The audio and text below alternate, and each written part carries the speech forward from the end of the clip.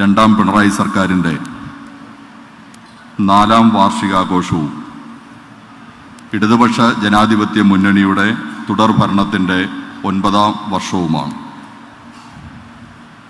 Government ഈ കാലയളവിലൂടെ നടപ്പാക്കിയ വികസന പ്രവർത്തനങ്ങളും ക്ഷേമ പ്രവർത്തനങ്ങളും അഭിമാനപൂർവം കേരളത്തിൻ്റെ ജനങ്ങളുടെ മുമ്പാകെ തുറന്നു കാണിച്ചുകൊണ്ടാണ് ഈ 4ാം വർഷ ആഘോഷം നമ്മൾ സംഘടിപ്പിക്കുന്നത്. കേരളത്തിലെ ഗവൺമെൻറ് നമുക്കേവർക്കും അറിയുന്ന പോലെ രാജ്യത്തെ ഒരു ബദൽ ഗവൺമെൻറ്റാണ്. മതനിരപേക്ഷ ഇന്ത്യ വലിയ രൂപത്തിലുള്ള ആക്രമണത്തിന് ഇരയായിക്കൊണ്ടിരിക്കുമ്പോൾ മതനിരപേക്ഷ ഇന്ത്യയുടെ കരുത്തെവിടെ എന്ന ചോദ്യത്തിന് ഒരു സംശയവും കൂടാതെ ചൂണ്ടിക്കാണിച്ചു കൊടുക്കാൻ കഴിയുന്ന കേന്ദ്രമാണ് നമ്മുടെ കൊച്ചു കേരളം എന്നുള്ളത് നമുക്കെവർക്കും അറിയാം. മതനിരപേക്ഷ കേരളത്തിൻ്റെ കാവലാളാണ് കേരളത്തിലെ ഇടതുപക്ഷ ജനാധിപത്യ മുന്നണിയുടെ നേതൃത്വത്തിലുള്ള ഗവൺമെൻറ് എന്ന് കാണാൻ കഴിയും. ആഗോളവൽക്കരണ രാഷ്ട്രീയത്തിന് ബദലെവിടെ എന്ന ചോദ്യത്തിന് ഇന്ത്യയുടെ സാഹചര്യങ്ങൾക്കകത്തുള്ള പരിമിതികൾക്കകത്ത് നിന്നുകൊണ്ട് ആഗോളവൽക്കരണ രാഷ്ട്രീയത്തിൻ്റെ ബദൽ തീർക്കുന്ന രാജ്യത്തെ ഏക ഗവൺമെന്റിന്റെ പേരാണ് സഖാവ് പിണറായിയുടെ നേതൃത്വത്തിലുള്ള ഗവൺമെന്റ് എന്ന് കാണാൻ കഴിയും. ആ നിലയിൽ രാജ്യത്ത് മറ്റ് സംസ്ഥാനങ്ങളിലെ ഗവൺമെന്റുകളിൽ നിന്നും വ്യത്യസ്തമായും കേന്ദ്ര സർക്കാരിന്റെ സമീപനങ്ങളിൽ നിന്നും വ്യത്യസ്തമായും ബദൽ സമീപനങ്ങൾ ഉയർത്തിപ്പിടിച്ച് മുന്നോട്ട് പോകുന്ന ഗവൺമെന്റാണ് നമ്മുടേത് എന്ന് അഭിമാനപൂർവ്വം നമുക്ക് ചൂണ്ടിക്കാണിക്കാൻ കഴിയും എന്നുള്ളതാണ് നമ്മുടെ പ്രത്യേകത. പാവപ്പെട്ട സാധാരണ ജനവിഭാഗങ്ങളുടെ ജീവിതത്തെ അവരുടെ ജീവിതത്തെ മെച്ചപ്പെടുത്തുന്നതിനാവശ്യമായ നിരവധിയാർന്ന പ്രവർത്തനങ്ങൾ നടപ്പാക്കിക്കൊണ്ടാണ് കഴിഞ്ഞ 9 വർഷക്കാലമായി നമ്മൾ മുമ്പോട്ട് പോകുന്നത്. നമുക്കറിയാം, 2016 1ാം പിണറായി സർക്കാർ അധികാരത്തിൽ വരുന്നതിന് മുമ്പേ കേരളത്തിന്റെ ജനങ്ങളുമായിട്ടുള്ള ഇടതുപക്ഷ ജനാധിപത്യ മുന്നണിയുടെ സംവാദത്തിന്റെ ഭാഗമായി തയ്യാറാക്കപ്പെട്ട ഒരു പ്രകടന പത്രിക നാം അവതരിപ്പിക്കുകയുണ്ടായി. ആ പ്രകടന പത്രികയിൽ ഊന്നി നിന്നുകൊണ്ടാണ് 1ാം പിണറായി സർക്കാർ പ്രവർത്തിച്ചത് എന്നുള്ളത് നമുക്ക് കാണാൻ കഴിയും. 2ാം പിണറായി സർക്കാരും തെരഞ്ഞെടുപ്പിന് മുന്നേ ഒരു മാനിഫെസ്റ്റോ ജനങ്ങളുടെ മുമ്പാകെ വെച്ചു. ആ മാനിഫെസ്റ്റോയെ ഊന്നി നിന്നുകൊണ്ടുള്ള പ്രവർത്തനങ്ങളാണ് നമ്മൾ നടപ്പാക്കിക്കൊണ്ടിരിക്കുന്നത്. ലോകത്തിന്റെ ചരിത്രത്തിൽ ആദ്യമായി ഒരു തെരഞ്ഞെടുക്കപ്പെട്ട ഗവൺമെന്റ് തങ്ങൾ ജനങ്ങൾക്ക് മുമ്പാകെ നൽകിയ മാനിഫെസ്റ്റോ ഏതെല്ലാം രൂപത്തിൽ നടപ്പാക്കി എന്ന് ഓരോ വർഷം കഴിയുമ്പോഴും പ്രോഗ്രസ് റിപ്പോർട്ട് എടുക്കുന്ന ഗവൺമെന്റായി നമ്മുടെ ഗവൺമെന്റ് മാറി. ജനാധിപത്യത്തിന്റെ പുതുമാതൃകയാണ് സഖാവ് പിണറായി 2016 അധികാരത്തിൽ വന്നപ്പോൾ ചെയ്തത്. ജനാധിപത്യ സമൂഹത്തിലെ പ്രധാനപ്പെട്ടവർ ജനങ്ങളാണ്. ജനങ്ങൾക്ക് നൽകിയ വാക്ക് പാലിക്കുക എന്നുള്ളത് തെരഞ്ഞെടുക്കപ്പെട്ട ഗവൺമെന്റിന്റെ പ്രാഥമികമായ കടമയാണ്. എന്ത് നിർവഹിച്ചു എന്നറിയുക എന്നുള്ളത് ജനങ്ങളുടെ അവകാശമാണ്.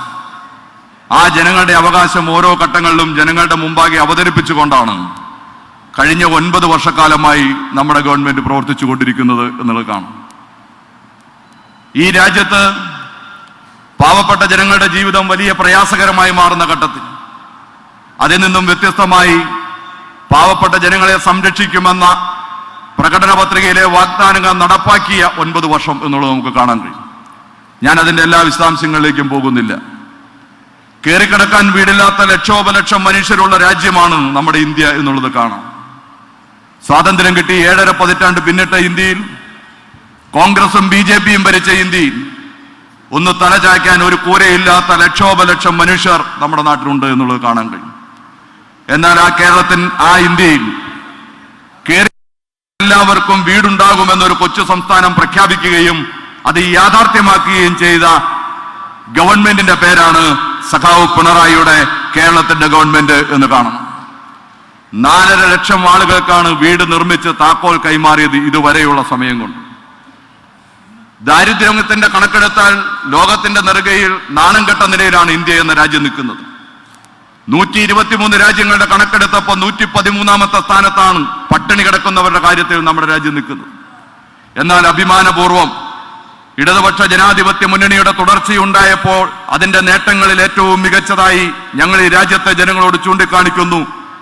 അതിദരിദ്രരില്ലാത്ത ഒരു നാട് ഈ രാജ്യത്തിന്റെ മണ്ണിലുണ്ടാകുന്നു.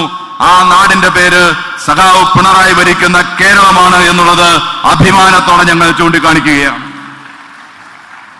പാവപ്പെട്ടവന്റെ മക്കളുടെ വിദ്യാഭ്യാസം, പ്രാഥമികവും ഉന്നതവുമായ വിദ്യാഭ്യാസം ഉറപ്പുവരുത്താൻ ആവശ്യമായ സമീപനം സ്വീകരിക്കുകയും ആഗോളവൽക്കരണത്തിന്റെ ഭാഗമായി ഗവൺമെന്റുകൾ വിദ്യാഭ്യാസ മേഖലയിൽ നിന്നും പിന്മാറുമ്പോൾ അതിൽ നിന്നും വ്യതിരിക്തമായി സംസ്ഥാന സർക്കാർ പ്രത്യേകമായ ഫണ്ട് ചെലവഴിച്ചുകൊണ്ട് കേരളത്തിന്റെ വിദ്യാഭ്യാസ മേഖലയെ സമഗ്രമായ പുരോഗതിയിലേക്ക് കൈപിടിച്ചുയർത്തിയ നാടാക്കി നമ്മുടെ നാടിനെ മാറ്റി.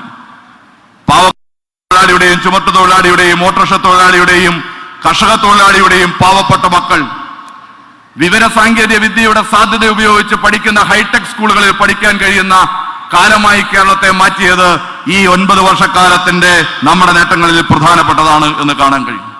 ബഹുമാനായ കേരളത്തിന്റെ മുഖ്യമന്ത്രി, ഇടതുപക്ഷ ജനാധിപത്യ മുന്നണിയുടെ സമര നായകൻ കൂടിയായ കേരളത്തിന്റെ ആദരണീയനായ മുഖ്യമന്ത്രി നമ്മുടെ വേദിയിലേക്ക് വരികയാണ്.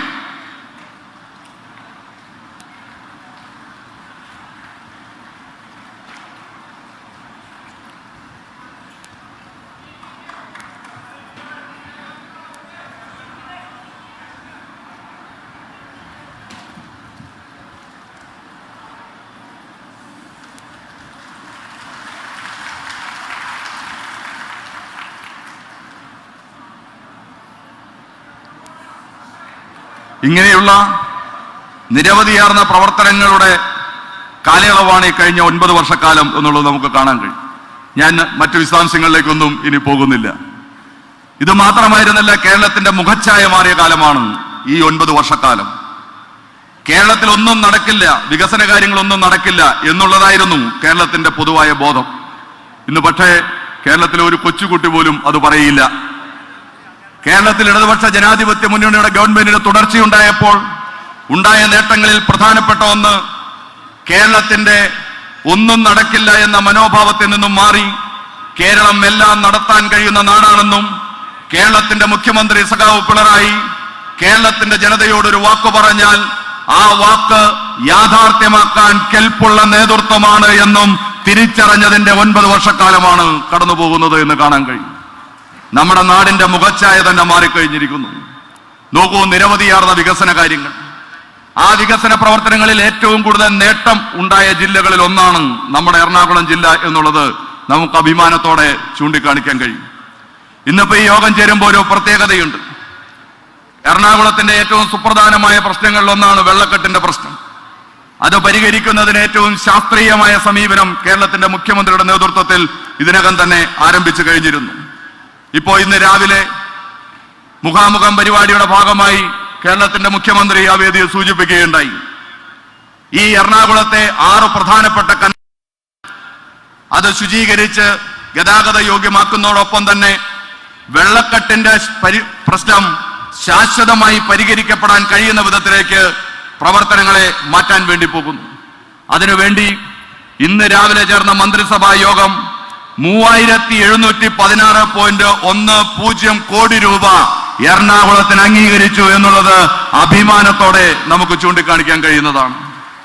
ഇത് മാത്രമല്ല, എറണാകുളത്തിന്റെ വികസനത്തിന് കഴിഞ്ഞ 9 വർഷക്കാലത്തേക്ക് കണ്ണോടിച്ചാൽ നിരവധിയായ കാര്യങ്ങളെ നമുക്ക് കാണാൻ കഴിയും.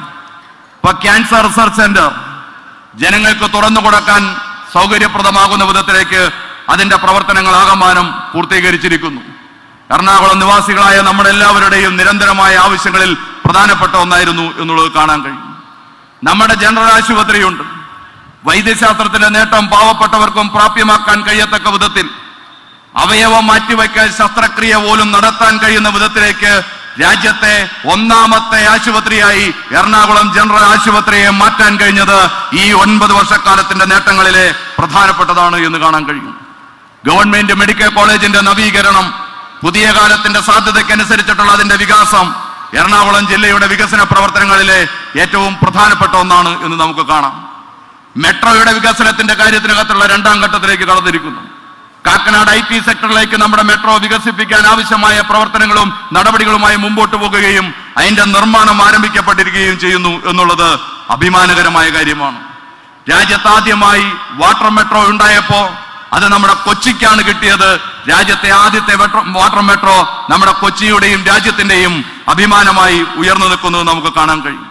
മഴ പെയ്യുമ്പോ, കടൽ കയറുമ്പോ എല്ലാ കാലത്തും ചെല്ലാനത്തെ ജനവിഭാഗം അനുഭവിച്ചു കൊണ്ടിരുന്ന പ്രയാസങ്ങൾ നമ്മളെല്ലാവരും കണ്ടുകൊണ്ടിരുന്നതാണ്. എന്നാൽ ടെട്രോപാഡ് സംവിധാനത്തെ ക്രമപ്പെടുത്തി ചെല്ലാനത്തിന്റെ കടലുകയറ്റവുമായി ബന്ധപ്പെട്ടുള്ള പ്രയാസത്തെ ഫലപ്രദമായി ചെറുത്തു നിൽക്കുന്ന ഒന്നാം ഘട്ട പ്രവർത്തനം പൂർത്തീകരിച്ച് ആ പാവപ്പെട്ട മനുഷ്യർക്ക് അവിടെ ജീവിക്കാൻ അവസരമുണ്ടാക്കിയതും ഈ ഗവൺമെന്റിന്റെ മികച്ച നേട്ടങ്ങളിൽ പ്രധാനപ്പെട്ടതാണ് എന്ന് നമുക്ക് കാണാൻ കഴിയും. കോടാനുകോടി രൂപ ചെലവഴിച്ച് നിർമ്മാണം നടക്കുന്ന പെട്രോകെമിക്കൽസ് പാർക്കിന്റെ നിർമ്മാണം പൂർത്തീകരിച്ച് അത് സമർപ്പിക്കാൻ കഴിയുന്ന വിധത്തിലേക്ക്, നാടിനെ സമർപ്പിക്കാൻ കഴിയുന്ന വിധത്തിലേക്ക് മാറിക്കഴിഞ്ഞിരിക്കുന്നു.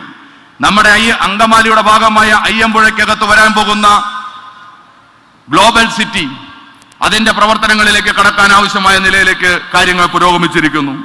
പെരുമ്പാവൂർ റയോൺസും അതുമായി ബന്ധപ്പെട്ടുള്ള ഏക്കർ കണക്കിന് സ്ഥലങ്ങളും കഴിഞ്ഞ കുറേയേറെ കാലമായി കാട് പിടിച്ച് കിടക്കുകയാണ്. അവിടെ പുതിയ വ്യവസായം രൂപപ്പെടാൻ വേണ്ടി പോകുന്നു. പരിസ്ഥിതി സൗഹാർദ്ദമായ ഇലക്ട്രോണിക് പാർക്ക് പെരുമ്പാവൂർ റയോൺസിന്റെ സ്ഥലം ഏറ്റെടുത്ത് നിർമ്മിക്കാൻ ആവശ്യമായ എല്ലാ പ്രവർത്തനങ്ങളും പൂർത്തീകരിച്ചു കഴിയുന്ന നിലയിലേക്ക് നമുക്ക് മാറാൻ കഴിഞ്ഞിരിക്കുന്നു.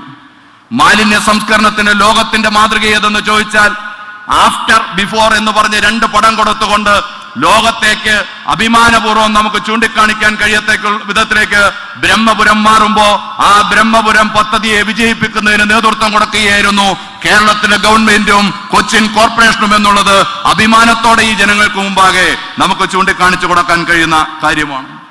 നാഷണൽ ഹൈവേയുടെ വികസനം കേരളത്തിന്റെ തന്നെ മുഖച്ഛായ മാറ്റുന്ന, ഒരിക്കലും സാധ്യമാകില്ലെന്ന് പറഞ്ഞ് ഉപേക്ഷിക്കപ്പെട്ട നാഷണൽ ഹൈവേയുടെ വികസനം ഇടപ്പള്ളി മുതൽ മൂത്തകുന്നം വരെ കഴിഞ്ഞ കുറേയേറെ വർഷക്കാലമായി അതിന്റെ വികസന കാര്യങ്ങൾ നമ്മൾ ചർച്ച ചെയ്യുകയായിരുന്നു. എന്നാൽ ഇന്ന് നാഷണൽ ഹൈവേയുടെ വികസനം യാഥാർത്ഥ്യമാകുന്ന നിലയിലേക്ക് വന്നിരിക്കുന്നു. തീരദേശ ഹൈവേയും മലയോര ഹൈവേയും യാഥാർത്ഥ്യമാകുന്നു കേരളത്തിനകത്ത്. അതിന്റെ ഭാഗമായി നമ്മുടെ എറണാകുളത്തിന് കിട്ടുന്ന ഗുണം ചില്ലറയല്ല എന്നുള്ളത് കാണാൻ കഴിയും. ആയിരക്കണക്കിന് പാവപ്പെട്ട ആളുകൾക്കാണ് ക്ഷേമ പെൻഷൻ നമ്മുടെ നാടിനകത്ത് കൊടുത്തുകൊണ്ടിരിക്കുന്നു. അതുപോലെ തന്നെയാണ് ആയിരക്കണക്കിന് മനുഷ്യർക്ക് പട്ടയവും കൊടുത്തുകൊണ്ടിരിക്കുന്നു എന്നുള്ളത് കാണും. അങ്ങനെ പട്ടയം ഉൾപ്പെടെ കിട്ടിയ ആയിരക്കണക്കിന് മനുഷ്യർ നമ്മുടെ ജില്ലക്കകത്ത് ഉൾപ്പെടെയുണ്ട്. ഞാൻ എല്ലാ വിശദാംശങ്ങളിലേക്കും പോകുന്നില്ല. ഈ ഗവൺമെന്റ് 9 വർഷക്കാലം കൊണ്ട് നടപ്പാക്കിയ വികസനങ്ങൾ എണ്ണി പറയാൻ തീരുമാനിച്ചാൽ നേരം പുലരുന്നവരെ പറഞ്ഞാലും തീരാത്തത്ര വികസനമുള്ള ഗവൺമെന്റിന്റെ പേരാണ് സഖാവ് പിണറായിയുടെ നേതൃത്വത്തിലുള്ള ഇടതുപക്ഷ ഗവൺമെന്റ് എന്നുള്ളത് കാണണം.